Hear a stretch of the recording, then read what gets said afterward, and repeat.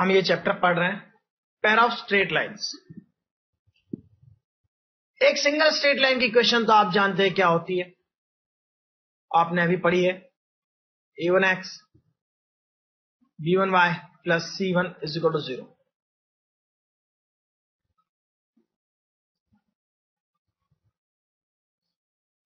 यदि मैं दो इक्वेशंस लिख लेता हूं इस तरह से,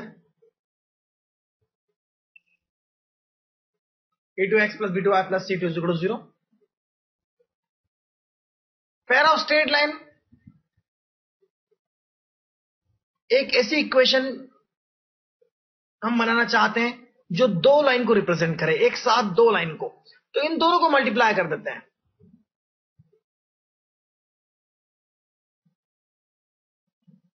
multiplied to a2x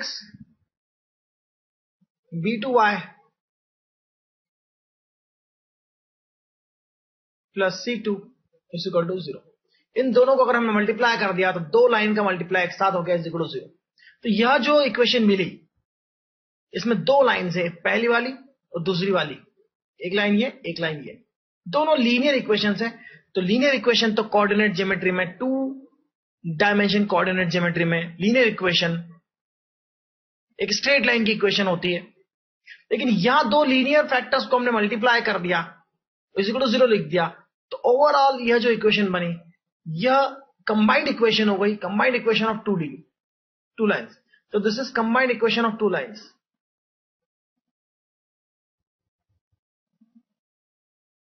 equation of two lines. आप दो के ज्यादा, तीन, चार, पांच, जितनी चाहे ऐसी लाइंस को मल्टीप्लाई करके कंबाइंड इक्वेशन निकाल सकते हैं। कंबाइंड इक्वेशन को जब हम एक्सपांड करते हैं तो देखिए क्या मिलेगा। a1 a2x square plus a1 b2xy plus a1 c2x plus b1y a2x plus b1y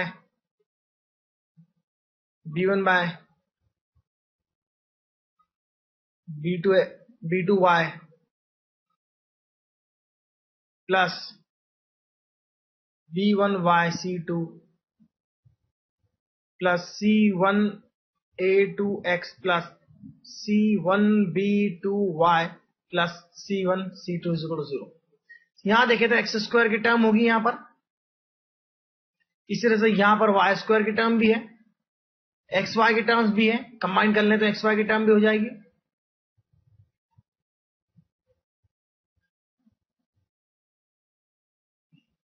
x Y की टर्म यहां एक और है, एक्स की टर्म भी होगी और वाई की टर्म्स भी होगी और अल्टीमेटली कांस्टेंट टर्म होगी। यानी कंबाइंड इक्वेशन कुछ इस तरह से लिखी जा सकती है, हम शॉर्ट में लिखते हैं इसे x square twice s x y plus b Y square plus 2gx plus 2fy plus c is equal to 0। यह 2 डिग्री जनरल इक्वेशन है।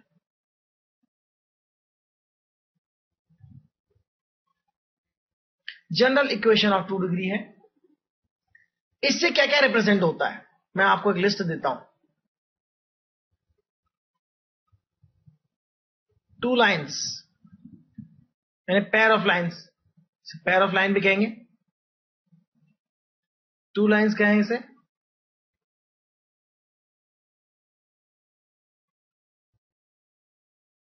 सर्कल,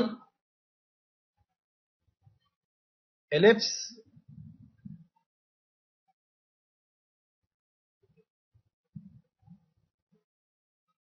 पैराबोला,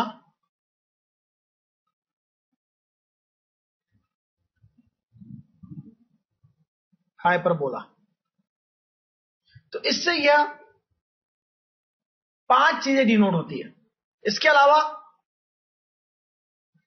रियल प्लेन में और कोई डिनोट नहीं होता।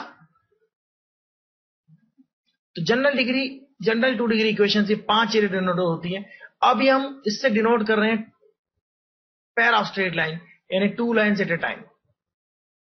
पैरा ऑफ स्ट्रेट लाइन का concept ये है कि दो लाइंस को मल्टीप्लाई करके 0 लिख दिया। मैं आपको एक बात फिर बता दूं, इसका मतलब मैथमेटिक्स में यह होता है कि पहली लाइन इज इक्वल टू 0 और सेकंड वाली फैक्टर इज इक्वल टू 0, यानी इस फैक्टर का यह मतलब होता है। यदि आपके पास ऐसा कुछ दिया हो तो आप इसका मतलब यह निकालेंगे। तो आइए आगे बढ़ते हैं, इसको देखते हैं।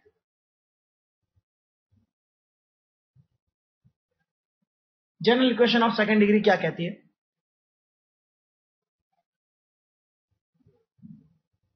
जनरल इक्वेशन ऑफ 2 डिग्री या सेकंड डिग्री,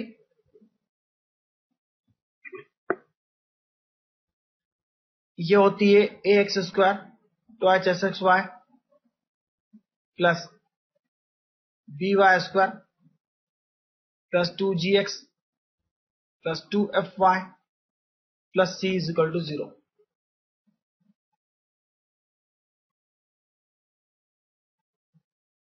तो यह जो इक्वेशन है ये जनरल इक्वेशन है। मैंने पहले ही बता चुका हूं कि ये किन किन चीजों को डिनोट करती है 2 डायमेंशन कोऑर्डिनेट ज्योमेट्री में, 2 डायमेंशन प्लेन में। यदि pair of straight line denote करती है तो इसके लिए बहुत अच्छी बात मैं आपको बताता हूं। इसे एज ए क्वाड्रेटिक इक्वेशन यदि आप सॉल्व करने की कोशिश करते हैं, as a quadratic equation, suppose x में क्वाड्रेटिक मान लीजिए आप चाहे तो y में भी क्वाड्रेटिक मान सकते हैं। सपोज आपने इसे x में क्वाड्रेटिक माना, 2x कॉमन लेके इस तरह से लिख दिया, प्लस ये दोनों टर्म यहां पर x कॉमन लेके लिख ली, प्लस बाकी सारे टर्म्स को आपने कांस्टेंट की तरह लिख लिया।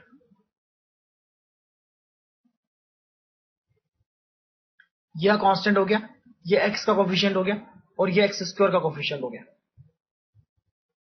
यदि यह पैर ऑफ स्ट्रेट लाइन को डिनोट करती है तो x की 2 वैल्यूज हम निकाल सकते हैं इस इक्वेशन को सॉल्व करके।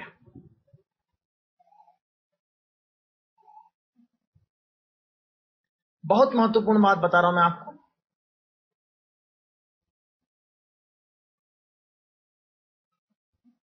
ये हो गया b square minus B plus minus under root B square minus 4a और c यानी multiplication of this all term.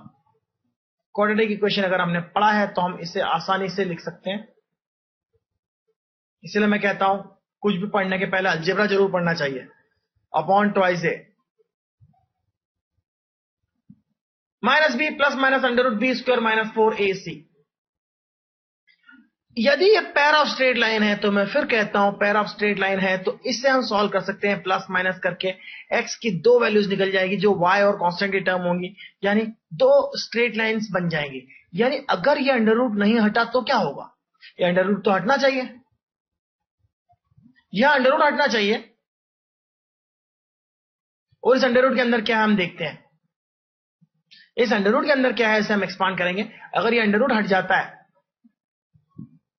तो pair of straight line split हो जाएंगी, अलग अलग हो जाएंगी। प्लस माइनस करके हम लीनियर इक्वेशंस 2 अलग कर लेंगे, दोनों इक्वेशन अलग अलग हो जाएंगे। तो ये अंडर रूट तभी हटेगा जब ये स्ट्रेट लाइन की इक्वेशन हो, नहीं तो कभी नहीं हटेगा।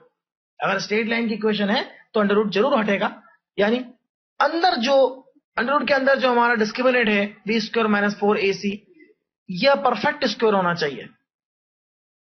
परफेक्ट स्क्वायर होगा तो अंडर रूट हट जाएगा, अंडर रूट हट जाएगा तो 2 स्ट्रेट लाइन मिल जाएगी और ये पैर ऑफ स्ट्रेट लाइन की ही इक्वेशन को डिनोट करेगी। तो ऐसा होगा, नहीं तो ऐसा कभी नहीं होगा। यानी pair of straight line denote करने के लिए हमें चाहिए कि यह जो क्वांटिटी है यह परफेक्ट स्क्वायर हो। तो आइए इसे लिखते हैं क्या क्वांटिटी है। यह है twice H Y plus twice G whole square minus 4a B Y square plus twice F Y plus C. इसकी बात कर रहा हूं मैं टोटल की। इसे एक्सपांड करते हैं तो ये होगा 4h square y square plus 4g square minus 2 into 2 into 2 plus 2 into 2 into 2 8 2 और 2ab वाला 2h g y। इसे देखिए माइनस 4ab/y²। फिर देखते हैं -8 4 × 2 8 afy -4ac। यह क्वांटिटी परफेक्ट स्क्वायर होना चाहिए। साफ दिख रहा है। ये परफेक्ट स्क्वायर तभी हो सकती है जब इसे हम एक बार फिर लिखते हैं in terms of y। Quadratic equation बनेगी y में 4h² कॉमन हो जाएगा यहां से -4a भी कॉमन होगा। y की टर्म कलेक्ट करते हैं, y² की टर्म्स कलेक्ट हो गई। फर्स्ट ये वाली और ये वाली y² की टर्म्स कलेक्ट हो गई। अब हम y की टर्म्स कलेक्ट करते हैं तो y मल्टीप्लाई होगा 8hg -8af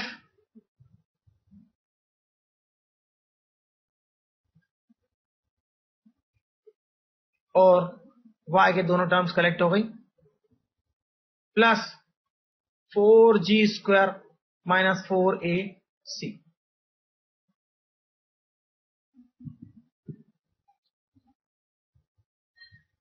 इसके बाद हम नेक्स्ट पेज पर इसको फिर से लिखेंगे। यदि यह परफेक्ट स्क्वायर है, क्वाड्रेटिक इक्वेशन परफेक्ट स्क्वायर अगर बना दी जाती है तो इसका मतलब यह होता है कि उसके दोनों रूट्स सिमिलर है। सिमिलर यानी रियल एंड इक्वल। तो रियल एंड इक्वल रूट्स तभी होते हैं क्वाड्रेटिक इक्वेशन के जब b² 4ac हो, यानी इसका b² इस इक्वेशन का डिस्क्रिमिनेंट b² 4ac। एक क्वाड्रेटिक है, y में क्वाड्रेटिक है, y² y और कांस्टेंट टर्म हो गई है। तो ये y में जो क्वाड्रेटिक इक्वेशन है अगर ये परफेक्ट स्क्वायर बनती है इसका मतलब तो इसके दो इक्वल रूट्स हैं, और इक्वल रूट्स हैं इसका मतलब इसके जो डिस्क्रिमिनेंट है वह 0 होना चाहिए, यानी इसका b² 4ac होना चाहिए। तो देखते हैं हम क्या होता है।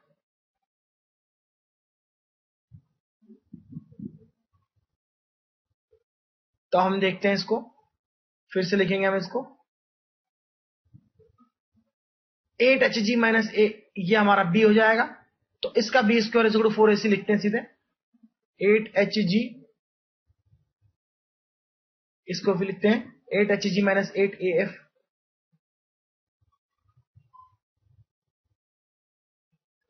ये हो गया b²। मैं लिख रहा हूं b² 4ac वाले टर्म, b² 4ac वाले टर्म बनाना चाहता हूं। a के लिए 4h² - 4ab, a के लिए 4h² -4ab हो गया -4 इंटू 4h² -4ab। और c के लिए देखिए क्या आएगा, c की जगह लिखेंगे 4g² -4ac, 4g² -4ac = 0 आएगा। यानी हम लिखना चाहते हैं b² 4ac, that means b² - 4ac = 0। यदि आप इसे सॉल्व कर लेते हैं, सॉल्व तो कर ही लेंगे, सिंप्लीफाई करते हैं। सबसे पहले 8 अगर कॉमन आता है तो hg - af का होल स्क्वायर हो जाएगा, बाहर हो जाएगा 64, यहां 64 होगा, 8 का स्क्वायर 64, यहां से 4, यहां से 4 और यहां से 4 कॉमन लेते हैं तो h² - ab और g² - ac बचेगा = 0।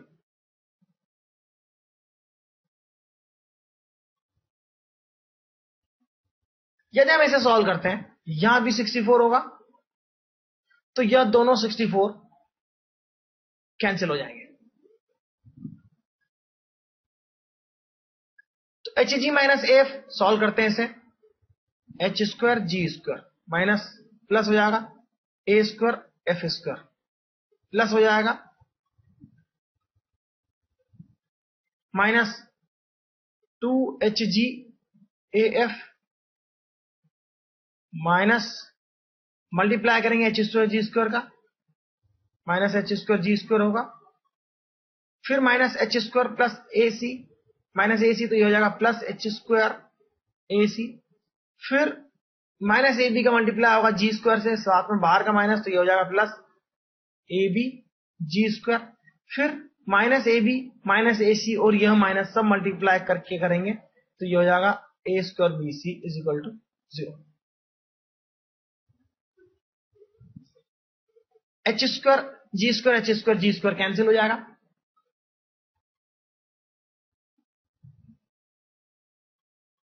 ए भी कैंसिल कर देते हैं यहां से। यदि एक ए की वैल्यू कैंसिल करते हैं तो देखिए क्या होगा, मैं आपको यहां से ए कैंसिल करके बताता हूं। तो ये हो जाएगा ए कैंसिल करने पर a F square minus 2 h g f plus h square, ये हो जाएगा b ji square minus a B C is equal to 0। Ultimately ये इक्वेशन आ गई। अगर इसको मैं एबीसी को फर्स्ट प्लेस पे लिखता हूं, माइनस को प्लस कर लेता हूं, इस माइनस को प्लस कर लेता हूं और इन सब प्लस को माइनस लिख देता हूं,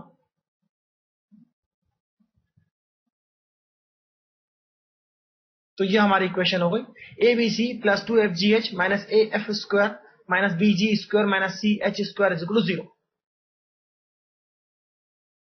तो यह जो इक्वेशन बनी इससे डेल्टा कहते हैं हम, delta, this is called delta.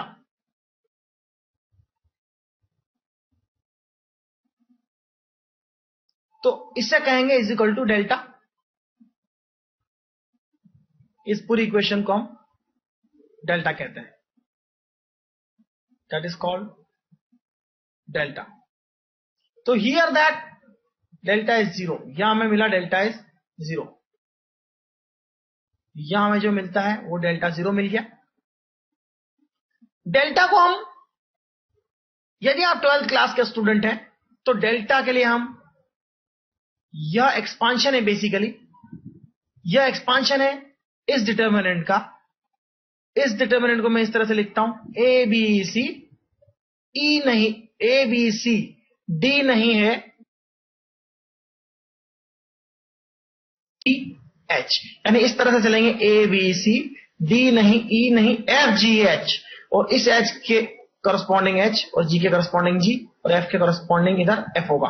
तो इसे यदि आप डेल्टा एक्सपांड करना जानते हैं, 12th क्लास के स्टूडेंट इस डिटर्मिनेंट को एक्सपांड करते हैं तो यह भी डेल्टा ही कहलाता है, यह डेल्टा ही है, यानी इससे एक्सपांड करेंगे तो आपको यह इक्वेशन मिलेगी। यदि आप 11th क्लास के स्टूडेंट है तो इसे यूज कीजिए, और यदि आप 12th क्लास के स्टूडेंट तो इसे यूज कीजिए, ड्रॉपर है तो इसे यूज कीजिए, कोई फर्क नहीं पड़ता, आप इसे यूज करें या इसे, दोनों याद रहने वाली चीजें, दोनों याद रखना चाहिए। तो इस इक्वेशन की वैल्यू अगर 0 है तो मैं इसके हिस्ट्री में जाना चाहता हूं, यह 0 है तो इसका मतलब यह हुआ कि यह परफेक्ट स्क्वायर है, इसके दो रूट, इसका b square is equal to 4ac 0 है, इसका b square is equal to 4ac है, यानी इस केस में इसके दो रूट हैं, दोनों सिमिलर हैं, और सिमिलर रूट होते तो हम जानते हैं सिमिलर रूट की केस में क्या होता है, x माइनस अल्फा स्क्वायर, इस तरह से रूट होता है, यानी दोनों रूट अल्फा है, तो यह परफेक्ट स्क्वायर बन जाएगा y minus something perfect square, और परफेक्ट स्क्वायर बन जाएगा तो अंडर रूट हट जाएगा, अंडर रूट हट जाएगा तो x की दो वैल्यू अलग अलग मिल जाएगी और वो दोनों इक्वेशन होगी, और दोनों स्प्लिट हो जाएंगी, दो स्ट्रेट लाइन की इक्वेशन स्प्लिट हो गई, और तभी पॉसिबल है जब डेल्टा 0 हो, यानी डेल्टा 0 होना ही कंडीशन है हमारी स्ट्रेट लाइन होने की। If delta is equal to 0 then general equation represents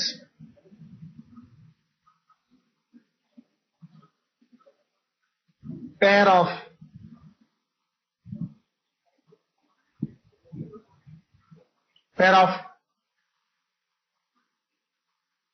straight line। आप सोचेंगे सर ने इतना बड़ा प्रूफ क्यों दिया?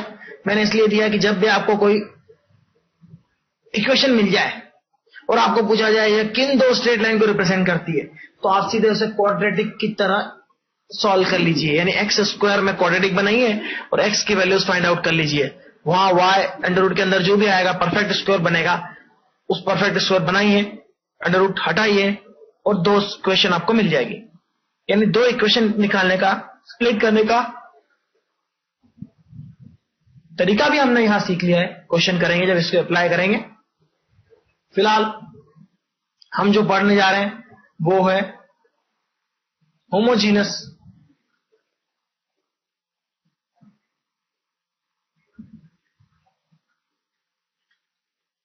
इक्वेशन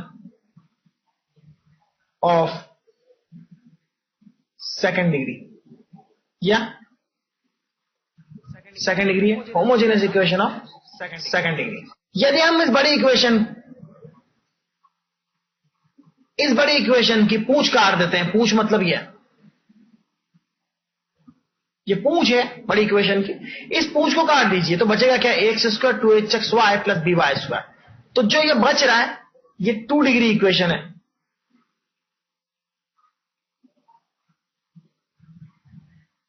तो बड़ी इक्वेशन की पूंछ काट दी, ये छोटी इक्वेशन बन गई और इसे होमोजेनियस इक्वेशन कहते हैं। क्योंकि होमोजेनियस यानी इसकी डिग्री 2 है। देखिए एक्स स्क्वायर डिग्री 2 है, वाई स्क्वायर इसकी डिग्री 2 है। यहां पर एक्स की 1 और वाई की 1 दोनों मल्टीप्लाई हो रहे हैं तो 1 + 1 2 डिग्री हो जाएगी, मल्टीप्लाई हो रहे हैं तो डिग्री ऐड हो जाएगी। तो ये 2 डिग्री होमोजीनियस मतलब का मतलब होता है एक जैसी, सब पार्ट एक जैसे हैं, उसे होमोजीनियस कहते हैं, जिसके सारे पार्ट एक जैसे हैं। तो इस इक्वेशन के तीनों पार्ट एक जैसे हैं, यहां भी 2 डिग्री, यहां भी 2 डिग्री, यहां भी 2 डिग्री। तो होमोजेनियस इक्वेशन ऑफ 2 डिग्री अगर हमारे पास आती है तो किस चीज को रिप्रेजेंट करती है, पेयर ऑफ स्ट्रेट लाइन को रिप्रेजेंट करती है वैसे तो चलिए इसका डेल्टा चेक करते हैं। डेल्टा क्या है? डेल्टा होता है A B C D E छोड़ के F ji H, A B C D E छोड़ के एफ जी एच, इसी ऑर्डर में चलते हैं। तो एफ जी एच को भी हमने इस तरह से लिख दिया, एच के सामने एच, जी के सामने जी और एफ के सामने एफ। अब डेल्टा की वैल्यू अगर हम इसमें सब्स्टिट्यूट करते हैं वैल्यूज तो देखिए क्या होती है। ए की वैल्यू तो ए है, चलो ठीक है। एच की वैल्यू तो एच है, चलो ठीक है। जी की वैल्यू 0 है क्योंकि जी इसमें है नहीं, gx 2gx होता है, वो तो है ही नहीं, तो जी की वैल्यू 0 लिख ली। बी की वैल्यू बी लिख ली। एफ भी नहीं है, 2fy, तो एफ की वैल्यू भी 0 होगी। एच की वैल्यू है और प्लस लास्ट में आता है सी, तो सी भी नहीं है, सी 0 है। तो इस इक्वेशन में एफ जी और सी है ही नहीं, एफ जी सी तीनों नहीं है, तो 0 0 0। इसे सॉल्व करते हैं तो 12th वाले बच्चे अच्छे से जानते हैं 0 होगा क्योंकि एक लाइन में तीनों 0 है। और 11th वाले बच्चों को चाहिए कि इस इक्वेशन में देखें A twice ABC 2fgh minus A F square minus B ji square minus C H square. तो देखिए ए 0 सी 0 इसलिए ये 0, एफ 0 इसलिए ये 0, जी 0 एफ 0 तो ये 0, जी 0 तो ये 0 और एच सी 0 तो ये 0, यानी सब कुछ 0 होगा।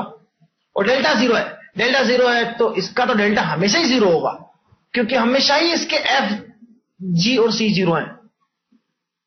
तो इसका मतलब तो यह हुआ कि यह हमेशा ऑलवेज रिप्रेजेंट्स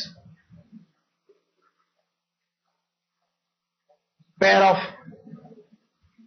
स्ट्रेट लाइंस। एक और बात, यदि 0 0 इसमें सब्स्टिट्यूट करता हूं तो 0 0 0 देता है, यानी 0 0 से पास होती है लाइन, यानी x 0 रखता हूं तो भी ऐसा हो जाता है, y 0 रखता हूं तो भी ऐसा होता है। तो x 0 y 0 पुट करते हैं तो 0 0 पुट करने पर यह आती है 0, यानी 0 0 से पास होने वाली लाइन है।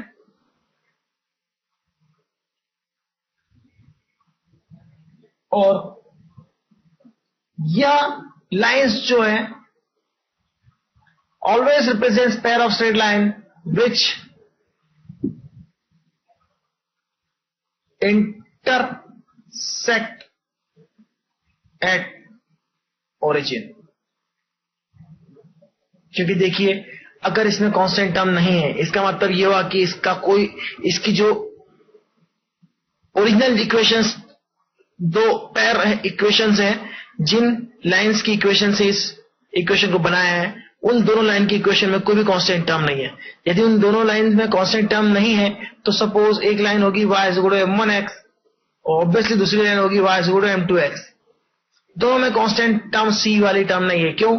अगर नहीं है तो यहाँ कांस्टेंट टर्म कभी नहीं आएगी, और नहीं है मतलब यहाँ कांस्टेंट टर्म नहीं थी, और इसका मतलब यह दोनों लाइनें ओरिजिन से पास हो रही है, तो विच इंटरसेक्ट एट ओरिजिन। साफ दिख रहा है। तो homogeneous equation of second degree always represents pair of straight lines which intersect at origin. तो अब हम इसके बाद में और दूसरी चीजें पढ़ेंगे इसके बारे में। अभी मैंने आपसे कहा था कि दो lines y is equal to m1x और y is equal to m2x मिलाकर बनाते हैं पेयर ऑफ स्ट्रेट लाइन की इक्वेशन। तो इन दोनों को यदि हम मल्टीप्लाई करते हैं इस फॉर्म में y माइनस m1x, इनको हम जनरल फॉर्म में लिख सकते हैं y minus m1x is equal to 0 और y minus m2x is equal to 0।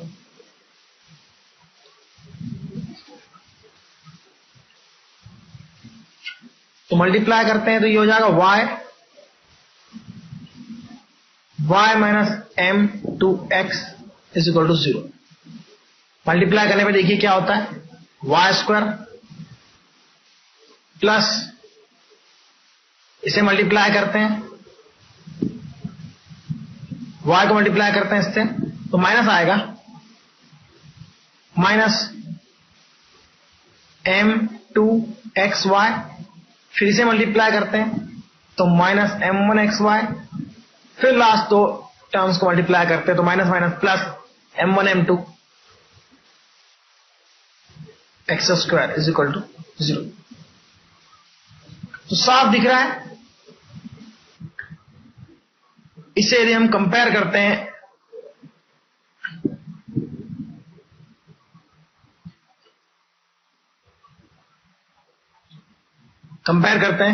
Minus m1 plus m2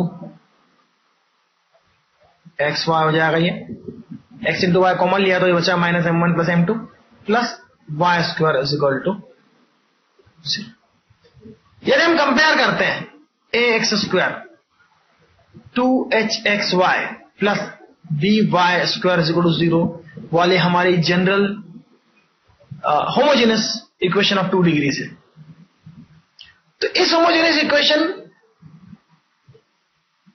को बनाने वाली कंसिस्टेंट लाइंस अगर यह है और यह भी है तो इनको कंपेयर करना चाहिए हमें, और कंपेयर करना चाहिए तो हमें देखना है कि यहां y स्क्वायर है तो यहां y स्क्वायर आएगा, यहां अगर y स्क्वायर करते हैं तो हमें यहां से b को हटा के डिवाइड करना पड़ेगा, यानी इसे हम फिर से चेंज कर लेते हैं थोड़ा सा, ये हो जाएगा a by b x square plus twice h upon b x y plus y square is equal to 0। ये कंपेयर मैं एक बार करके इसलिए दिखा रहा हूं कि हमें ऑर्डिनेट में कई जगह कंपेयर करने की जरूरत पड़ेगी, तो आपको कंपेयर करने के लिए इस तरह से कंपेयर करें, वाई स्क्वायर है तो यहाँ वाई स्क्वायर हो गया, अब बाकी टर्म्स को हम डायरेक्ट कंपेयर कर लेते हैं। m1 m2 की वैल्यू हो जाएगी a बाय b, यानी स्लोप्स का मल्टीप्लीकेशन होगा a बाय b, a यानी एक्स स्क्वायर का कोफिशिएंट, b यानी वाई स्क्वायर का कोफिशिएंट, और m1 प्लस m2 स्लोप्स का सम ऑफ द स्लोप्स अगर देखते हैं m1 प्लस m2 तो यह माइनस m1 प्लस m2 की वैल्यू है ट्वाइस h अपॉन b, तो m1 प्लस m2 की वैल्यू हो जाएगी minus twice h upon b।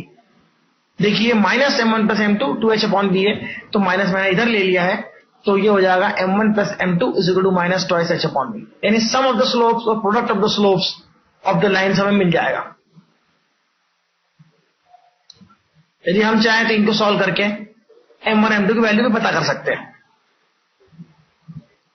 तो इसका यूज क्या है, एक तो m1 m2 की वैल्यू पता करना,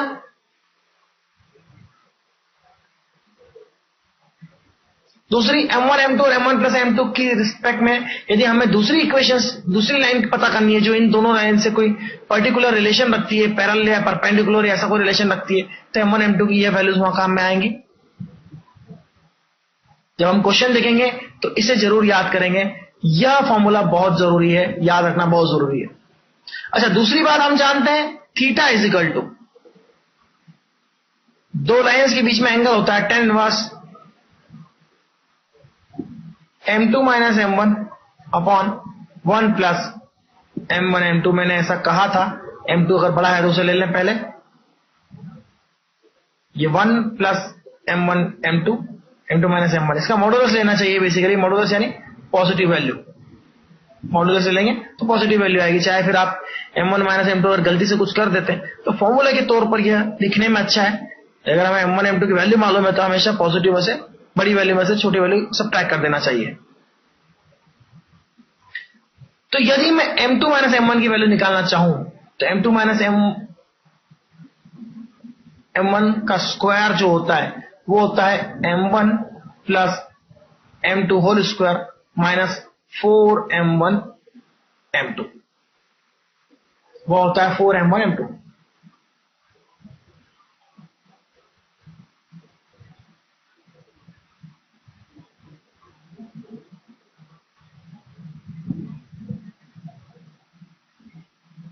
तो हमारे पास जगह कम है,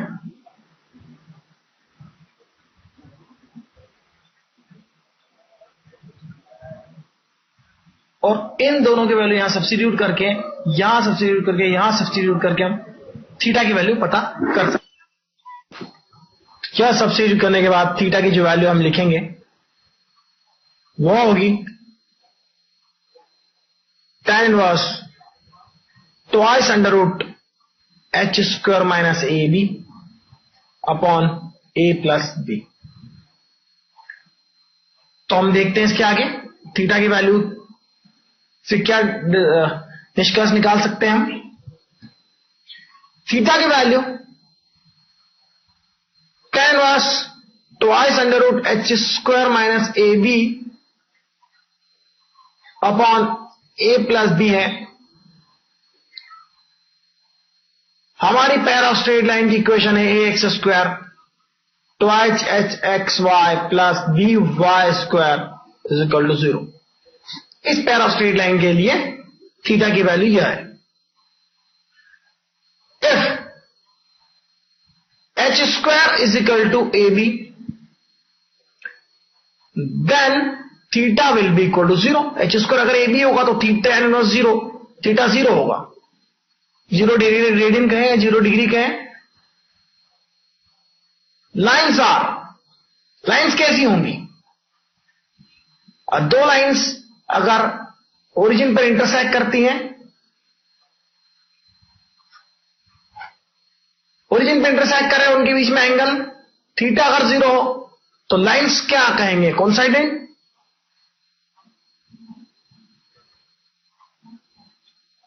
पैरेलल कहने की तो जरूरत ही नहीं, क्योंकि लाइंस पैरेलल कभी हो ही नहीं सकती, दोनों को ओरिजिन पर ही इंटरसेक्ट होना है इस इक्वेशन की केस में।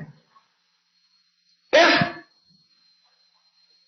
a plus b is equal to 0, यानी कोफिशिएंट ऑफ एक्स स्क्वायर और कोफिशिएंट ऑफ वाई स्क्वायर को अगर ऐड करें, सीधी सीधी बात है, coefficient of x square plus coefficient of y square अगर 0 है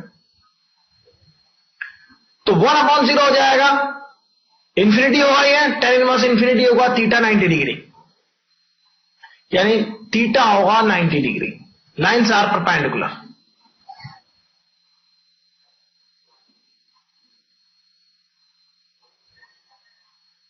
तो इसका मतलब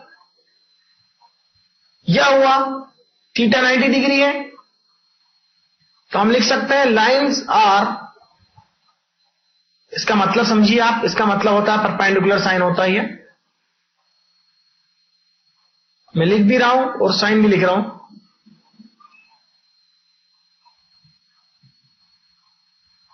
सिर्फ इससे हमें समझ जाना चाहिए ये लाइन्स परपेंडिकुलर होगी। यदि हम जनरल इक्वेशन की बात करें, इफ लाइन्स आर, यानी जनरल इक्वेशन की बात कर रहा हूं मैं, अगर जनरल लाइन्स हैं, if lines are x square two h x y plus vy² plus 2gx plus 2fy plus c is equal to 0, यानी लाइन्स इस तरह से हैं। तो थीटा की वैल्यू वही होगी जो अभी हमने पढ़ी है, h² minus ab upon a plus b। Theta की वैल्यू यही होगी।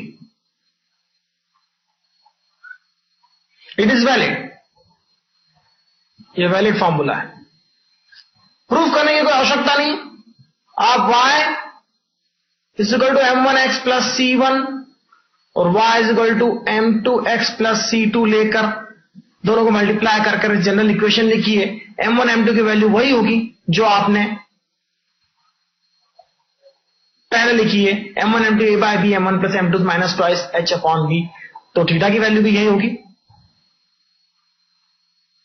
और इस केस में थीटा की वैल्यूज क्या होती है, h² अगर a b है तो क्या होगा, a प्लस b 0 है तो ऑब्वियसली एंगल 90 डिग्री होगा।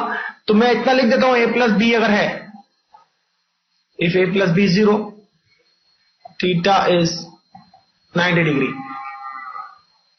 लेकिन मैं इस बात के बारे में, अगर यह 0 है तो थीटा इज 0 डिग्री, लेकिन 0 डिग्री का मतलब यह नहीं है कि लाइन्स कोइंसाइडेंट है। 0 डिग्री का मतलब यह भी हो सकता है लाइन्स पैरेलल है। क्या होगी यह समझेंगे हम। यदि हम देखें हमारी pair of straight line ax² twice sxy by² plus 2gx plus 2fy plus c is equal to 0 है।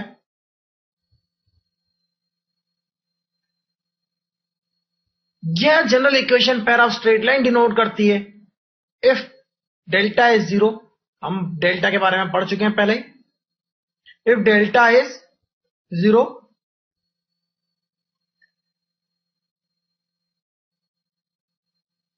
it represents PSL, represents pair of straight line if delta is 0. Lines are real if h² is greater than AB, as well as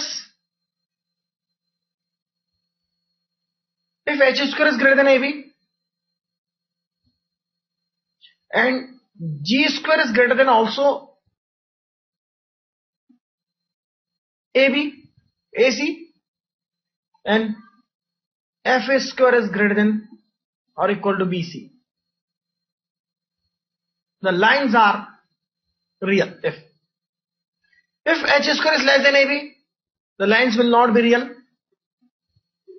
हम इसे समझते हैं angle between the lines के फॉर्मूले से। If theta is angle between lines, तो tan theta की value क्या होती है हम जानते हैं, अभी हमने एंगल के लिए पढ़ा है। तो tan थीटा की वैल्यू होगी twice h² minus AB upon a plus b।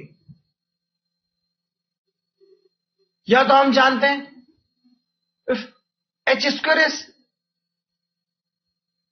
Equal to AB, if h² is equal to AB, theta is 0।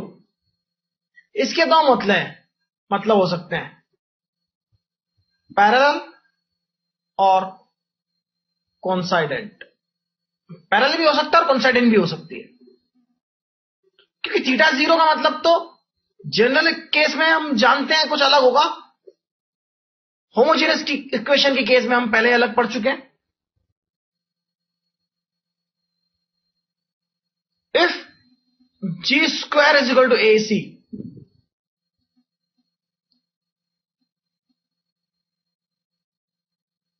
and f² is equal to BC, lines are coincident. Lines coincident इसलिए होती है कि मैं आपको बता दूं, distance between the lines जो होती है, डिस्टेंस बिटवीन पैरेलल लाइंस, ये होती है twice under root G square minus A C upon A plus B. तो यह फॉर्मूला, सिमिलर फॉर्मूला एक और होता है, twice under root F square minus B C upon A plus B into B. Symmetric formula होते हैं। जी की जगह एफ ले लेंगे, सी तो रहेगा कॉमन, यहां ए हो गया है तो यहां बी हो गया है, ए की जगह बी हो गया है। तो इस तरह से अगर यह ट्रू है तो ऑब्वियसली यह ट्रू होगा ही होगा, क्योंकि डिस्टेंस बिटवीन द लाइंस अगर इस फॉर्मूले से लेते हैं तो जीरो होती है, ऑब्वियसली इस फॉर्मूले से भी जीरो ही होगी, और जीरो होगी तो दोनों चीजें सही होगी, जी स्क्वायर सी ए होगा तो f square B c b होगा, दोनों एक साथ होगा। और ऐसा होता है तो lines are, distance between the lines are zero. तो पैरेलल के केस में कोइंसाइडेंट लाइन हो जाएंगे, फिर ये lines will be coincident if distance between the lines is zero. लेकिन हमें इस बात का ध्यान रखना है कि इंक्लाइन लाइन के बीच में डिस्टेंस जीरो नहीं होती है, एक दूसरे को इंटरसेक्ट करती है। और इसके बाद में आप नेक्स्ट पेज पर हम ये भी देखेंगे ये फॉर्मूला और किस तरह से यूटिलाइज होता है, और पॉइंट ऑफ इंटरसेक्शन का फॉर्मूला भी हम देखेंगे।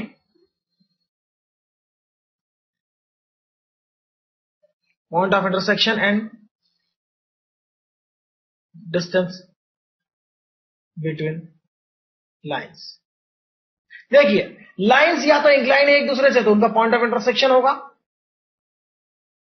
या लाइंस पैरेलल हैं तो उनके बीच में डिस्टेंस होगी। दो में से कोई एक बात तो होगी। अगर वो एक दूसरे से थीटा जीरो है तो या तो वो पैरेलल होंगी या कोइंसाइडेंट होंगी, और थीटा जीरो नहीं है तो एक दूसरे को कहीं ना कहीं जरूर काटेगी। पॉइंट ऑफ इंटरसेक्शन की बात करता हूं। Let alpha beta be point of intersection. Intersection के पॉइंट अगर अल्फा बीटा है तो h f minus B g upon a b minus h square, comma g h minus A f upon a b minus h square. तो यह होंगे हमारे alpha comma beta, यह होंगे हमारे अल्फा कॉमा बीटा। यह आते कहां से है, मैं इसके लिए आपको बताना चाहता हूं। हम इस इक्वेशन का पार्शियल डिफरेंशिएशन करते हैं, यानी इसमें हम फाइंड करते हैं del f by del x. यानी इससे यदि मैं एफ कहता हूं, इसे मैं एफ कहता हूं, तो हम पता करते हैं to find del f by del x is equal to zero. Del f by del y, ये पार्शियल डिफरेंशियल आप क्लास 12 के बाद ही पढ़ते हैं, पार्शियल डिफरेंशियल क्लास 11 के बाद 12 में ही पढ़ते हैं, और इवन क्लास 12 में भी हम इसका केवल एक्सप्लेन इनिशियल इंट्रोगेशन ही पढ़ते हैं, इससे ज्यादा कुछ नहीं पढ़ते। Del f by del x मतलब इक्वेशन में y को कांस्टेंट मानेंगे और x को वेरिएबल मानेंगे और डिफरेंशियल करेंगे, और सेकंड केस में x को कांस्टेंट मानते हुए with respect to y differential करेंगे, क्योंकि दोनों वेरिएबल है, लेकिन एट अ टाइम एक को वेरिएबल मानेंगे और दूसरे को बिल्कुल कांस्टेंट मानेंगे और डिफरेंशियल करके इक्वेशन निकालेंगे। Solving this will get the equation. इन दोनों को सॉल्व करने पर हमें ये इक्वेशन मिलती है। तो पॉइंट ऑफ इंटरसेक्शन निकालने के लिए आप फॉर्मूला न भी याद रखें तो आप इक्वेशन को सॉल्व करके निकाल सकते हैं। मैं एग्जांपल में जरूर बताना चाहूंगा इसको बाद में, पॉइंट ऑफ इंटरसेक्शन निकालने का तरीका या तो फॉर्मूले से या इस मेथड से, तो ये मेथड जरूर बताऊंगा मैं सॉल्व करके। डिस्टेंस की बात कर रहा हूं तो एक काम करते हैं, पहले एग्जांपल ले लेते हैं इसका। डिस्टेंस डिस्टेंस की बात करते हैं पहले। तो डिस्टेंस की बात कर रहे हैं, तो अगर लाइंस पैरेलल हैं तो डिस्टेंस होगी उनके बीच में, और डिस्टेंस का फॉर्मूला डायरेक्ट याद करना पड़ेगा हमको। डेरिवेशन के लिए हमारे पास इतना ज्यादा वक्त नहीं है। G square minus A C upon A into A plus B,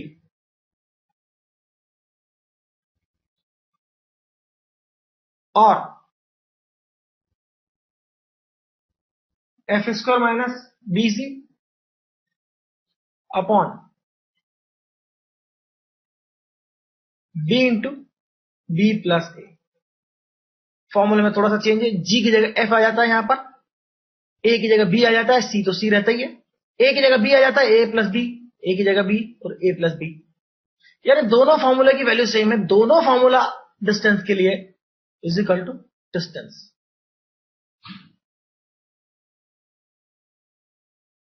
between parallel lines. Obvious है, डिस्टेंस बिटवीन लाइंस की बात कर रहे हैं तो पैरेलल लाइंस ही होंगी, क्योंकि पैरेलल लाइंस के बीच में ही डिस्टेंस होती है।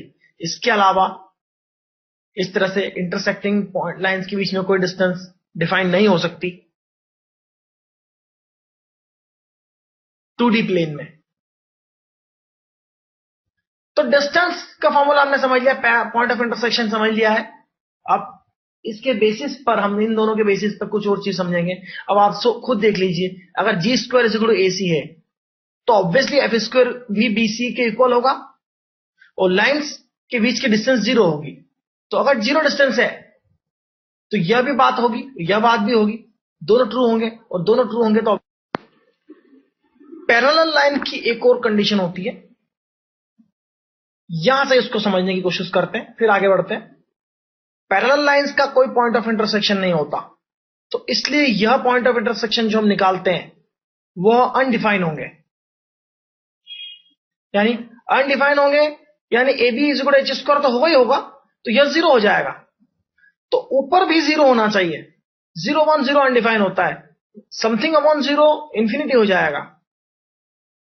तो यह भी इक्वल होना चाहिए एक दूसरे के, यानी अल्टीमेटली अगर हम तीनों कंडीशन, यह भी जीरो होगा, यह भी जीरो होगा, यह भी जीरो होगा, यह भी जीरो होगा, तो लाइंस पैरेलल होती हैं, और हम प्रूफ कर सकते हैं इस बात को। लेकिन हमें डायरेक्ट इस रिजल्ट को याद रखने की कोशिश करना चाहिए।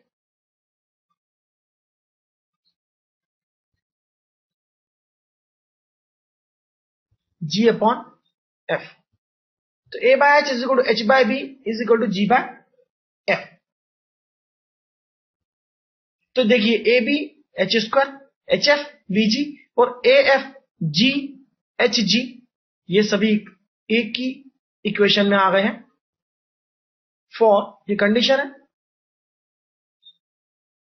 Lines B parallel. तो पैरेलल लाइंस के लिए होता है। तो आगे बढ़ते हैं, देखते हैं lines parallel to given lines.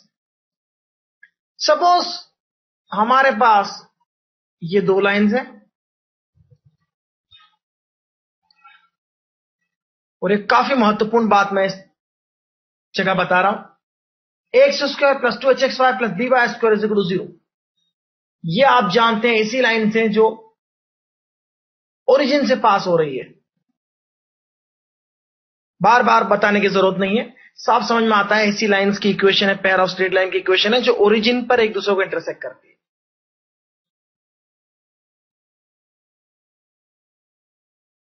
Find pair of straight line parallel to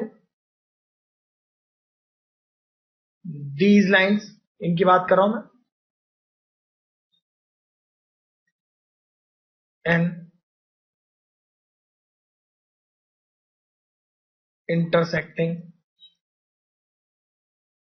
eight alpha comma beta. यानी ऑब्वियस है, हमें ये दो लाइन से, अगर मैं आपको थ्योरी का मतलब समझाता हूं, ये दो लाइन कुछ इस तरह से है कि ओरिजिन पे एक दूसरे को काट रही है, देखिए आप। तो इन दोनों लाइंस के पैरेलल लाइन पता करना है जो अल्फा बीटा पर एक दूसरे को क्रॉस करती है, यानी अल्फा बीटा पर क्रॉस करने वाली ऐसी लाइन। तो इसके पैरेलल एक लाइन होगी और एक लाइन इसके पैरेलल होगी, और यह पॉइंट ऑफ इंटरसेक्शन जो होगा वो अल्फा कॉमा बीटा होगा, और ओरिजिन है ये। तो एक एक लाइन एक एक के पैरेलल है, यानी इन दोनों लाइन की इक्वेशन हमें पता करना है, इन दोनों की हमारे पास है। तो यह इक्वेशन इन दोनों की है। अब हम इनकी इक्वेशन पता करना चाहते हैं जो अल्फा बीटा पर एक दूसरे को क्रॉस करते हैं। तो सीधी सी बात है, हम ओरिजिन को शिफ्ट कर देंगे, हम ओरिजिन को शिफ्ट कर देंगे, यानी इस ओरिजिन को एक्सिस को हटा के मैं इधर कहीं ले जाऊंगा माइनस अल्फा माइनस बीटा पर। तो लाइंस अपने आप ओरिजिन से हटकर दूर हो जाएगी। ये देख लीजिए आप, मैं एक्स वाई एक्सिस को अगर यहां से हटा लेता हूं और दोनों लाइनें यही रहे, तो एक्स वाई एक्सिस को मैं हटा के ये नीचे ले जाता हूं कहीं पर, तो लाइंस अपने आप एक्सिस से दूर हटकर अल्फा बीटा पे पहुंच जाएगी। यानी मुझे क्या करना है, ओरिजिन को माइनस अल्फा माइनस बीटा पे शिफ्ट करना है। वी विल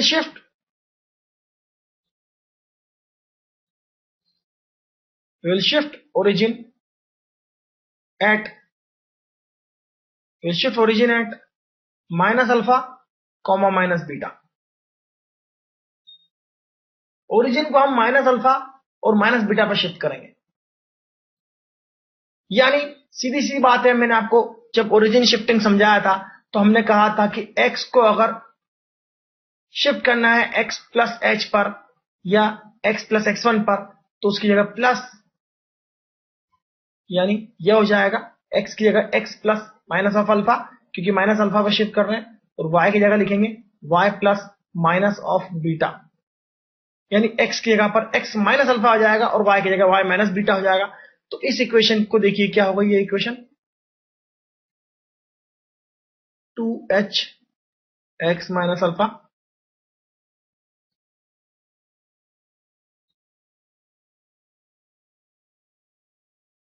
तो यह वो लाइंस हो गई, यह इन लाइन की इक्वेशन हो गई।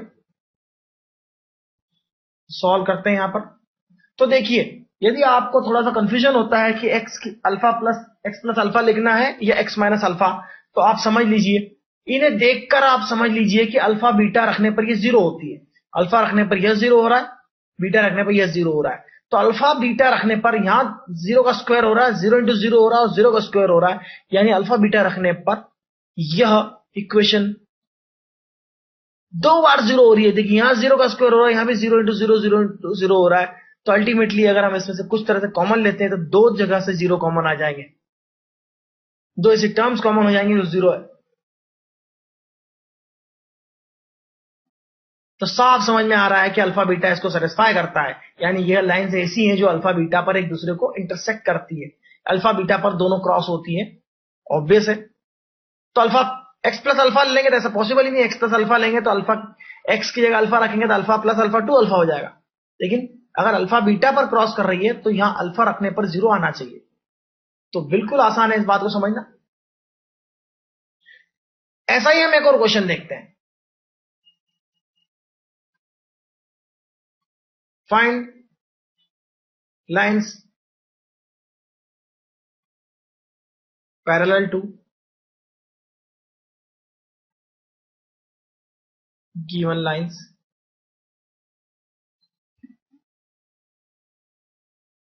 एंड passing through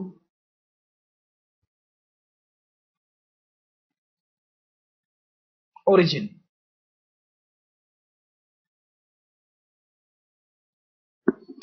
देख लीजिए, अगर मैं बात करता हूं इन दो लाइंस की,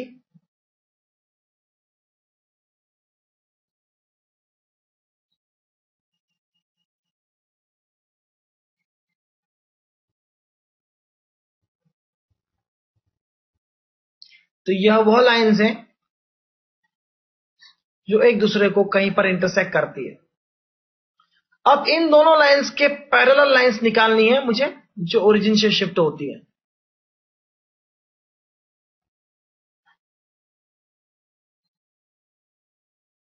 तो इन दोनों के पैरेलल लाइंस ये हो गई जो ओरिजिन से क्रॉस होती है, यानी इन दोनों लाइंस को यहां शिफ्ट करना है। मेरे ख्याल से मैं आपको बता दूं, आपको ज्यादा टेंशन लेने की जरूरत नहीं है। कोऑर्डिनेट ज्योमेट्री का सबसे सिंपल सवाल है ये। यह पेयर ऑफ स्ट्रेट लाइन ऐसी है जो जनरल इक्वेशन है, बड़ी वाली इक्वेशन जिसे मैं कहता हूं।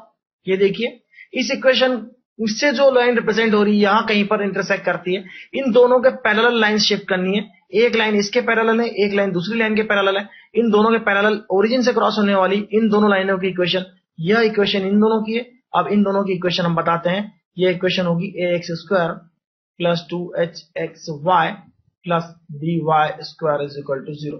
इसकी पूंछ काट दीजिए, यानी ये तीनों पीछे की टर्म्स हटा दीजिए, तो सीधे सीधे फर्स्ट 3 टर्म्स लिख देंगे इज इक्वल टू 0। होमोजेनस तो है ही, ये लाइन होमोजेनस तो होगी ही, यानी पहले 3 टर्म होगी, बाकी की टर्म तो होगी नहीं, इसलिए सीधे सीधे 3 टर्म्स पीछे की पूंछ काट दिया हमने। तो बड़ी इक्वेशन से छोटी इक्वेशन बनेगी। छोटी इक्वेशन वही होगी जो इन दोनों इक्वेशन को रिप्रेजेंट करती है। और सीधी सी बात है, हमने देखा है कि एंगल का फॉर्मूला वही होता है जो इन दोनों का सेम एंगल का फॉर्मूला होता है। इसके बीच में भी एंगल भी वही होंगे, तो इनके बीच में एंगल है तो ऑब्वियस है, और साथ ही साथ एक्स एक्सिस से भी एंगल वही बनाएंगे। तो बस बाद की टर्म्स काट देंगे तो ये ओरिजिन सीधे यहां शिफ्ट हो जाएगा। तो कुछ नहीं करना, इन तीनों को हटा देंगे, इस तरह से शिफ्ट हो गई। तो इस तरह से हम इन लाइंस की इक्वेशन निकाल सकते हैं।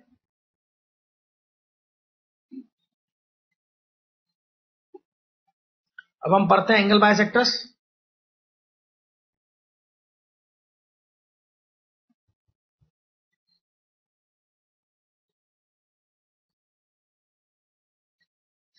अब हम दोनों केस में एंगल बाइसेक्टर्स पढ़ेंगे। फर्स्ट केस तो ये हुई,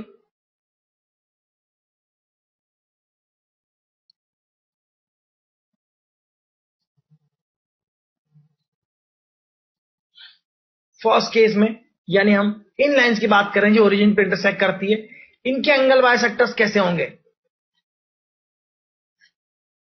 अगर ये लाइंस ओरिजिन पे शिफ्ट करती है, एक दूसरे को इंटरसेक्ट करती है, तो इन दोनों लाइंस के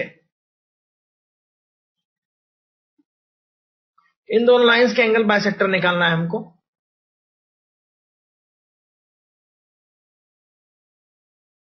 इन दोनों लाइंस के एंगल बाइसेक्टर निकालना है, और एंगल बाइसेक्टर्स जो होंगे वो बीच के एंगल को बाइसेक्ट करते चले जाएंगे। यानी हमें इन डॉटेड लाइंस की इक्वेशन पता करनी है जो डॉटेड पार्ट्स में है, और वो पेयर में होगी। और सीधे सीधे इसका फॉर्मूला होता है x² minus y² upon a minus b is equal to x y upon h। Derivation हमारे पास करने का टाइम नहीं रहता है, जहां जरूरत होती है मैं आपको कंसेप्ट जरूर समझा देता हूं। तो ये एंगल बाइसेक्टर्स हो गए। अब यदि हमें इस इक्वेशन के एंगल बाइसेक्टर चाहिए,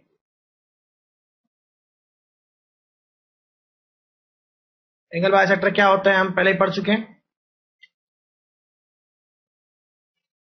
जब हमने 2 डायमेंशन कोऑर्डिनेट ज्योमेट्री में एंगल बाइसेक्टर लाइंस के लिए निकाले थे। 2 लाइंस के ax² 2hxy by² plus 2gx plus 2fy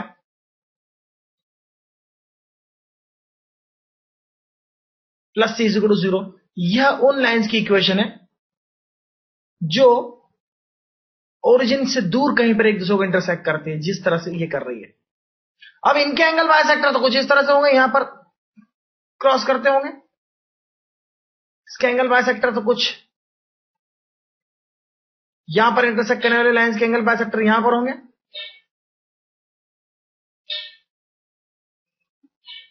तो हम इसके एंगल बाइसेक्टर लिखते हैं यदि, तो ये होंगे x minus alpha square minus y minus beta square upon a minus b। x की जगह x माइनस अल्फा लिख दिया है और y की जगह y माइनस बीटा लिख दिया है। यानी हमने क्या किया है देखिए, इनको हटा दिया तो लाइन यहां शिफ्ट हो गई और उनके एंगल बाइसेक्टर ये हो गए।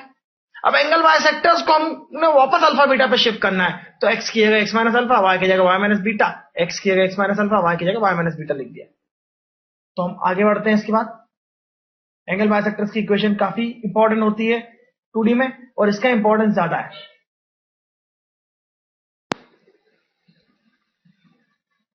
एंगल बाइसेक्टर के केस में मैं आपको एक बात और बता दूं, alpha comma beta point of intersection है, जिसे हम जिसे हम इस फॉर्मूले से निकालते हैं, और यह अल्फा कॉमा बीटा हमारे लिए पॉइंट ऑफ इंटरसेक्शन जब यहां रखते हैं तो x minus alpha y minus beta करके हम एंगल बाइसेक्टर्स निकालते हैं इस जनरल इक्वेशन से रिप्रेजेंट होने वाली दो लाइंस की। अब हम आगे देखते हैं lines perpendicular to given lines. यदि हमारे पास दो लाइंस हैं जो ओरिजिन से पास हो रही है, उन दोनों के परपेंडिकुलर लाइंस निकालनी है, यानी एक लाइन तो इसके परपेंडिकुलर होगी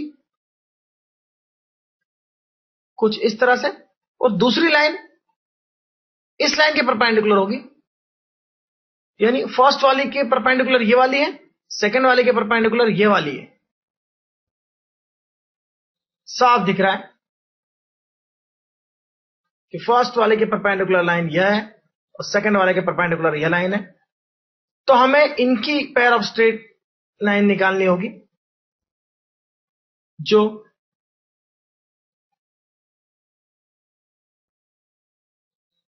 इन दोनों लाइंस की होंगी। तो पहली जो लाइंस हैं वो उनकी इक्वेशन है x square twice s x y plus b Y square is equal to 0। अब यदि हम देखें तो इस केस में स्लोप्स का सम क्या होता है, m1 प्लस m2 होता है minus twice h upon b,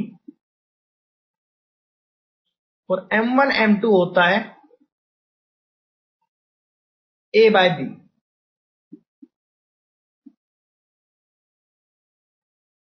अब यदि हम ये लाइंस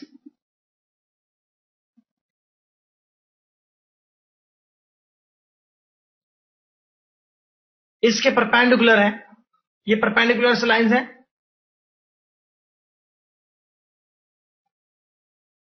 these lines are,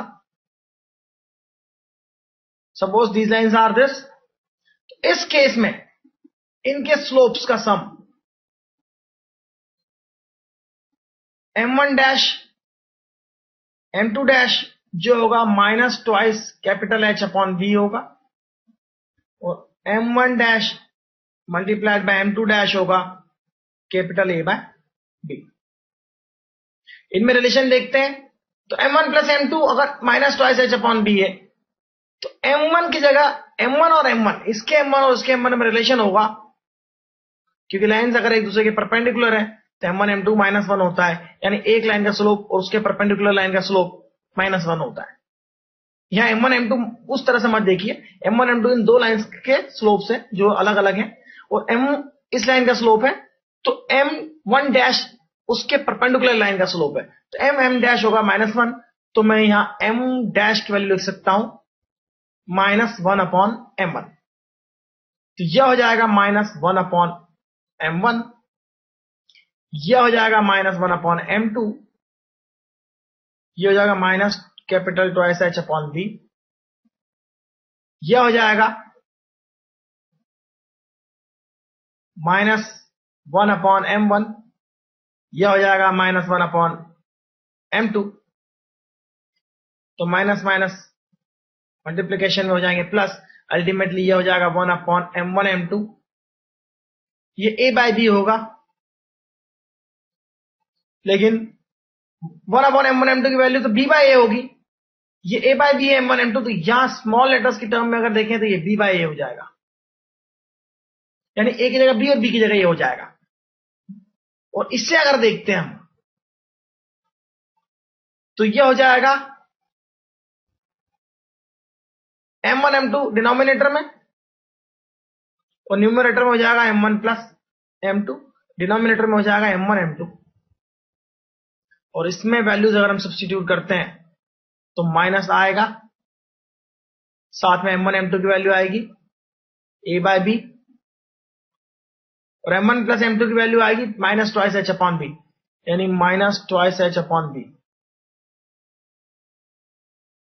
तो b से b कैंसिल हो जाएगा, माइनस माइनस प्लस हो जाएंगे, 2H अपॉन a बचेगा, तो ये हो जाएगा twice H upon a, twice H upon a, twice H upon मैंने यहां लिख दिया। यानी इसकी जगह मैं लिखूंगा ट्वाइस स्मॉल h अपॉन ए, इसकी जगह लिखूंगा b बाय ए, यानी a की जगह b लिख देता हूं, b की जगह a लिख देता हूं, और इस कैपिटल H की जगह माइनस स्मॉल h लिख देते हैं, क्योंकि a की जगह b, b की जगह a हो जाएगा। और यहां पर सम ऑफ द रूट्स अगर हम देखें इस केस में अगर हम देखें तो a बाय b की वैल्यू b बाय a होगी, और 2h अपॉन b की value minus 2h upon a होगी, 2h अपॉन b की value minus 2h upon a होगी। देखिए 2h अपॉन कैपिटल B की वैल्यू यहां लिखते हैं, तो ये माइनस 2h अपॉन a लिखेंगे, और a बाय कैपिटल B लिखेंगे, तो capital A by capital B हो जाएगा b बाय a। तो इस इक्वेशन का पूरा फॉर्मेट कुछ इस तरह से हो जाएगा, b बाय a लिख सकते हैं यहां पर, प्लस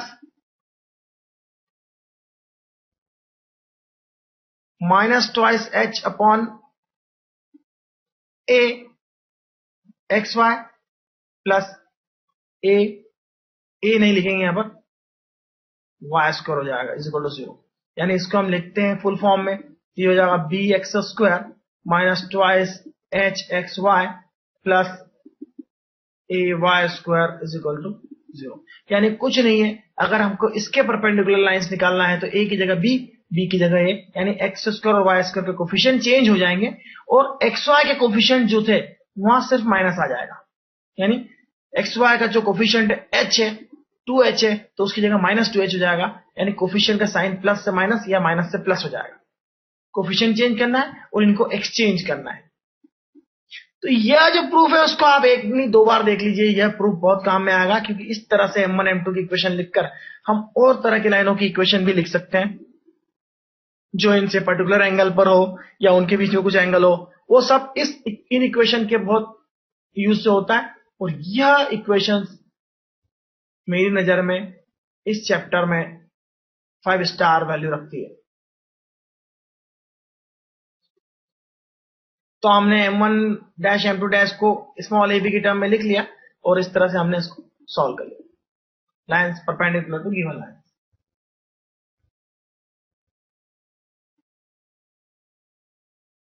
और अब हम फाइंड लाइंस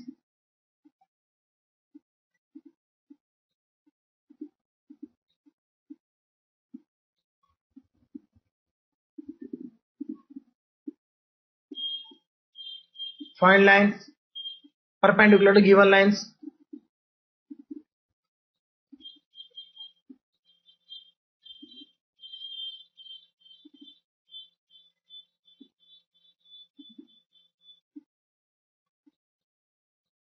अगर ये दो लाइंस हैं तो कहीं इंटरसेक्ट करने वाली लाइंस हैं, ओरिजिन के अलावा कहीं और इंटरसेक्ट कर रही है, और इनके परपेंडिकुलर लाइन निकालना है तो सबसे पहले इनको ओरिजिन पे शिफ्ट कर देते हैं। तो हम इन्हें ओरिजिन पे शिफ्ट कर देते हैं। देखिए स्टेप बाय स्टेप, और क्या हो गई ये लाइन है, शिफ्टेड टू ओरिजिन। ये ओरिजिन पे शिफ्ट हो गई है, क्योंकि हमने पूंछ काट दी तो ये ओरिजिन पे शिफ्ट हो गई। इनके पैरेलल लाइंस ओरिजिन पे आ गई है। अब इनके पैरेलल परपेंडिकुलर लाइंस लिख लेते हैं। तो इनके परपेंडिकुलर लाइंस हमने जो पिछले क्लिप में देखा है, यह हो जाएंगे lines perpendicular to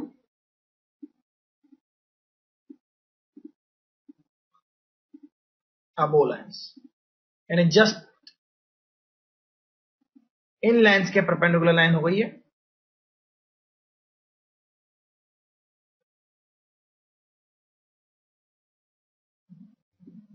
in lines के परपेंडिकुलर हो गई, इन लाइंस के परपेंडिकुलर यहां। अब इनको वापस से यहां शिफ्ट कर देते हैं। सपोज हमने अगर इनकी इक्वेशन निकाल ली है और इनके परपेंडिकुलर लाइंस भी निकाल लिए, और इनको वापस से यहां पे शिफ्ट करना है, और यह पॉइंट ऑफ इंटरसेक्शन अगर अल्फा बीटा है तो इनको वापस से अल्फा बीटा पे शिफ्ट कर देते हैं। तो ये हो जाएगा अल्फा बीटा पे लाइन शिफ्ट हो रही है, यानी ओरिजिन शिफ्ट हो रहा है माइनस अल्फा माइनस बीटा पर। इस बात को हमें ध्यान रखना है, ओरिजिन शिफ्ट हो रहा है माइनस अल्फा माइनस बीटा पर, y minus beta whole square is equal to 0। तो ये हो गई हमारी lines. Perpendicular to the given lines. तो हमने 4 स्टेप में ये काम किया, ये हमारा फाइनल आंसर है।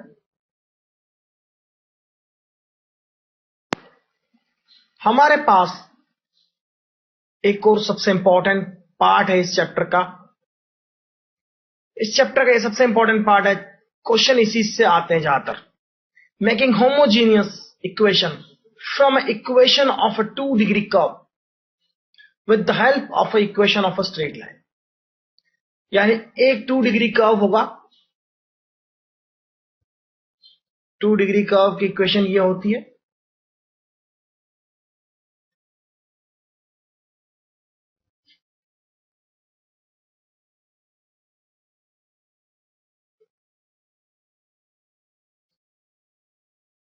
इस 2 डिग्री कर्व की इक्वेशन को होमोजेनियस बनाना है। इसकी सहायता से एक होमोजेनियस इक्वेशन बनाना है इससे, और इससे जब होमोजेनियस इक्वेशन बनेगी एक स्ट्रेट लाइन की हेल्प से बनेगी। और स्ट्रेट लाइन की इक्वेशन हम सपोज मान लेते हैं lx my plus n is equal to 0। ये स्ट्रेट लाइन की इक्वेशन है।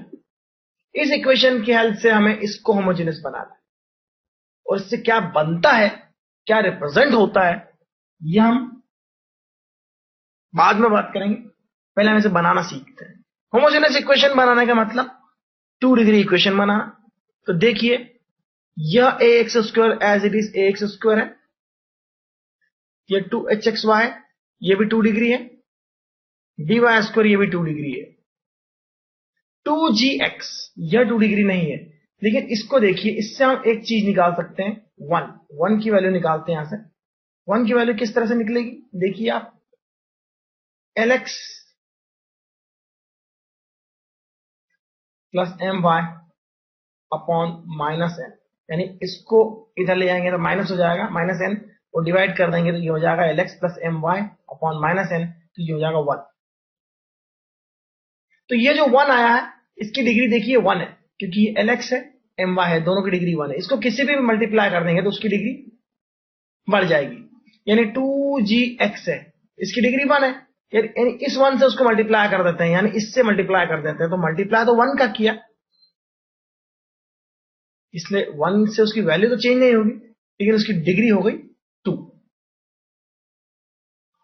प्लस हो जाएगा इसमें, आगे देखते हैं हम, 2fy, y में भी हम 1 का मल्टीप्लाई करेंगे, 2fy ये भी 1 डिग्री पार्ट है, तो 1 डिग्री के साथ एक और डिग्री चाहिए हमें ताकि 2 डिग्री हो जाए, lx plus my upon minus n, ये भी 2 डिग्री हो गया। अब बचा c तो 1 डिग्री है, 0 डिग्री है, तो इसमें 1 के स्क्वायर का मल्टीप्लाई करेंगे, 1 का स्क्वायर यानी इसका स्क्वायर यानी इसका स्क्वायर, यानी lx plus my upon minus n का whole square is equal to 0। तो इस इक्वेशन को आप जब भी एक्सपांड करेंगे, इसमें आपको एक्स स्क्वायर, एक्स वाई और वाई स्क्वायर की टर्म्स मिलेंगी, इसके सिवा कोई भी 1 डिग्री टर्म नहीं होगी, यानी होमोजेनियस बन गई। This is the homogeneous equation.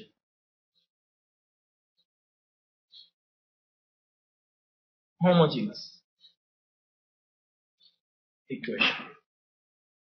अब इस होमोजेनियस इक्वेशन से क्या रिप्रेजेंट होता है मैं आपको बता देता हूं शॉर्ट में। 2 डिग्री कर्व, ये रहा, ये 2 डिग्री कर्व कोई सी 2 स्ट्रेट लाइन भी हो सकती है, और यह एक स्ट्रेट लाइन की इक्वेशन हो गई। या 2 डिग्री कर्व कैसा भी एक कर्व हो सकता है, चाहे सर्कल हो, चाहे एलिप्स हो, चाहे पैराबोला हो, चाहे हाइपरबोला हो, व्हाटएवर, कैसा भी कर्व हो सकता है। और यह स्ट्रेट लाइन उसको इस तरह से 2 पॉइंट पे काटेगी कि 2 डिग्री कर्व को जब भी एक लाइन कट करती है तो 2 पॉइंट्स पे कट करती है। ये पैर ऑफ स्ट्रेट लाइन है, और यह जो हमारी लाइन है इन 2 पॉइंट्स पे कट करती है। इसी तरह से इन 2 पॉइंट्स पे कट करती है लाइन। देखिए, यहां कट कर रही है, यहां कट कर रही है, यहां कट कर रही है, यहां कट कर रही है, यहां कट कर रही है। तो अच्छा, ये होमोजेनियस इक्वेशन हमेशा रिप्रेजेंट करती है उन लाइंस को जो ओरिजिन से पास होती है। Homogeneous equation of 2 degree always represents the pair of straight line passing through the origin. Origin से पास होने वाली 2 स्ट्रेट लाइन को रिप्रेजेंट करती है होमोजेनियस इक्वेशन। तो अगर यह इक्वेशन ओरिजिन से पास होने वाली 2 लाइंस है, तो मैं आपको बता दूं कौन सी वो 2 लाइंस है। ये 2 वो लाइंस है जो point of intersection of curve,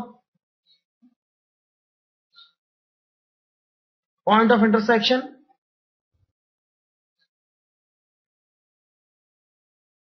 यानी इस तरह से पॉइंट ऑफ इंटरसेक्शन अगर हम देखें इसका,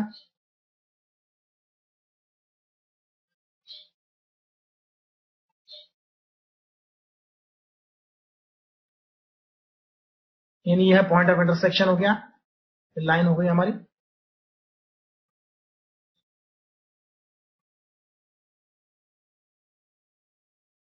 तो पॉइंट ऑफ इंटरसेक्शन को ओरिजिन से मिलाने वाली पेयर ऑफ स्ट्रेट लाइन, यानी यह पेयर ऑफ स्ट्रेट लाइन, यह पेयर ऑफ स्ट्रेट लाइन, इन दोनों की इक्वेशन होगी या तो इसकी या इसकी। अगर यह कर्व है तो उन कर्व को दो पॉइंट पे जहां यह स्ट्रेट लाइन काट रही है उन दोनों पॉइंट को ओरिजिन से मिलाकर जाने वाली पेयर ऑफ स्ट्रेट लाइन की इक्वेशन हो गई। तो हमने यह जो होमोजेनियस इक्वेशन निकाली है वह इन दोनों लाइन की pair of straight combined equation है, पीएसएल है। और इस केस में दो लाइंस को अगर एक लाइन से कट करते हैं दो पॉइंट पर तो इन दो पॉइंट को ओरिजिन से मिलाने वाली इन दो लाइंस की पीएसएल है। तो ये पीएसएल इक्वेशन है, पेयर ऑफ स्ट्रेट लाइन की इक्वेशन है। तो दो पॉइंट तो काटेगी काटेगी, कहीं पर भी दो पॉइंट को ही काटेगी एक स्ट्रेट लाइन किसी भी कर्व को। तो उन दो पॉइंट को मिलाते हैं यदि हम ओरिजिन से, तो जो पेयर ऑफ स्ट्रेट लाइन बनती है उनकी इक्वेशन बन जाती है। देखिए ये पॉइंट और यह पॉइंट इसको सेटिस्फाई करेगा, क्योंकि यह पॉइंट लाया करता है कर्व पर या पेयर ऑफ स्ट्रेट लाइन पर, तो वो तो करेगा ही, साथ में स्ट्रेट लाइन पे भी करता है, इसके लिए भी वन वैल्यू होगी, इसको भी करेगा।